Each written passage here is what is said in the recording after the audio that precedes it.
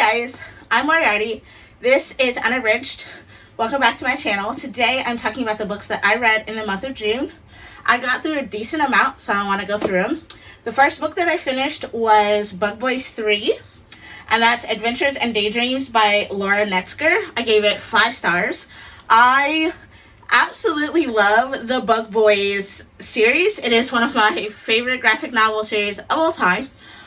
It follows 2 best friends, Rhino Beetle and Stag Beetle, as they explore their small bug village and have bigger adventures outside of their village. There's a cast of super cute and adorable insects, and they're always learning something new, and it's so much fun. It's so cute. It's so lovable. Love it. Gave it 5 stars. So in Bug Boys 3, Rhino and Stag Beetle go on new adventures, including a coastal kingdom with sand fleas. They discover an age-old love letter and a cicada and more. Big feelings in this one. They have big adventures and even bigger feelings, and it gave me a good cry. This was the first book that I finished in the month of June because I received it, and I think it took me 2 days to get through it because it kind of made me cry. There's a really emotional part about a love letter that's unrequited because it was never received and all this good jazz. Anyway, big best friends, big adventures, even bigger feelings. It's great. The next book on my list is called Cast No Shadow by Nick Tapolansky and Anissa Espinoza. And if that sounds familiar to you, that's because Anissa Espinoza illustrated Bee and Pumpcat. So yeah. In Cast No Shadows, Greg has lived in his quirky town of Lancaster his whole life with his own quirk. He does not have a shadow. Still reeling after the death of his mother, he's having difficulty adjusting to change until he meets a ghoul named Eleanor. Now together they have to battle a villain much too close to home to save everything that matters. I gave that one 5 stars as well.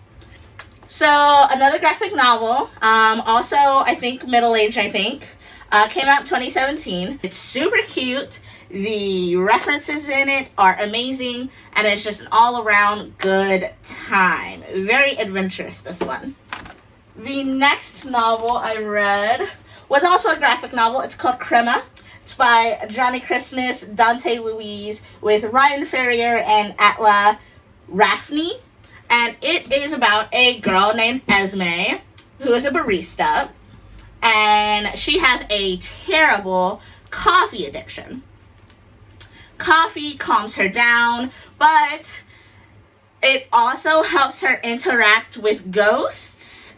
I think what happens is Esme can actually see ghosts, but her powers to communicate, see them, interact with them, expand when she has a lot of coffee. And if she has too much coffee, other people can see and interact with the ghosts that she is seeing and interacting with.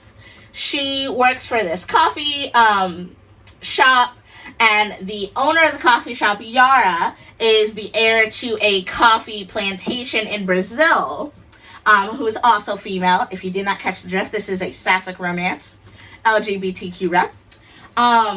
She comes to the cafe to sell it, and she and Esme have this whirlwind romance, and Esme meets a different kind of ghost, and the adventure from there just explodes. The beginning was a touch slow once we got to the ghost part, but once she meets the ghost from everyone's past, off like a locomotive. It was amazing. It was spooky.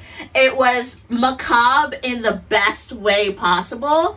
The romance was really good, ups and downs. It wasn't one of those we fell in love instantly and everything is great kind of romances, which I like because that's not realistic. It was just a really, really good time had by all. 5 stars. Till Death by Jennifer L. Armentrout. I gave it 4 stars. I really, really liked it.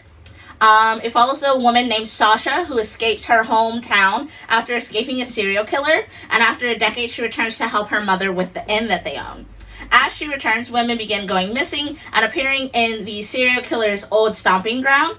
I liked the body count and the romance, but the first half of the novel, where Sasha was kind of getting to know herself better, I guess, really, really annoyed me.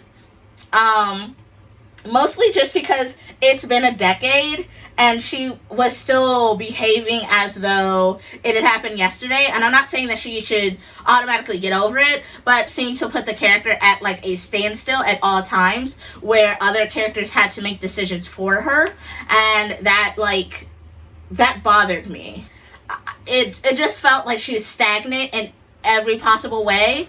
And then once she met the romantic interest for this novel, everything seemed to fall into place and she was like a better person. And I don't like what that says. Like, the woman can't be her own person. She needs the man to like up her. You know what I mean? Like, it rubbed me the wrong way. But yeah, definitely a romantic thriller, not a mystery, but still very good. Give it 4 stars.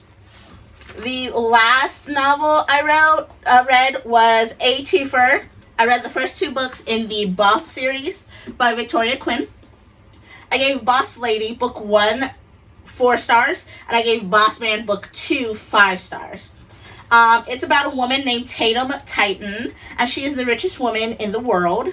When Diesel Hunt, a very, very rich, very, very successful businessman, approaches with an offer to buy her publishing house, and is met with swift rejection. And I mean swift. Like, she didn't even bother to return the call. She had the assistant be like, I'm not interested. And so he tries again, and she tells him no. He tries again, and she tells him no. And he vows to bed her, but gets more than he bargains for when he learns that she is a non-compromising dominatrix. I would fully classify this as erotica. I want you to know that going in, because I did not, and it's great. Scenes are 100% chef's kiss, great. But yeah, that's something that you want to know before you hop into a novel, you know. But yeah, great. I love how strong and independent the main character is. And I love that it appears that the love interest is like a head over heels kind of guy. So I'm excited to see where this goes. I'm currently 50% through book 3. So I will tell you more about that at the end of July. These are the books that I read in the month of June. Happy Pride Month. I got some LGBTQ rep in there, which is awesome. It was just a fun, quick month. Like, June went by so fast. I didn't even realize until July that I didn't buy any novels. None. I bought no new books in June. That's why there's not a June book haul. Like, that's crazy to me. Of course, it's like the 5th of July, so I've already bought several books for the month of July, and I'll tell you about those in the next video. Thanks so much for listening to me. I'm Moriarty. This is Unabridged, and I'll see you next time.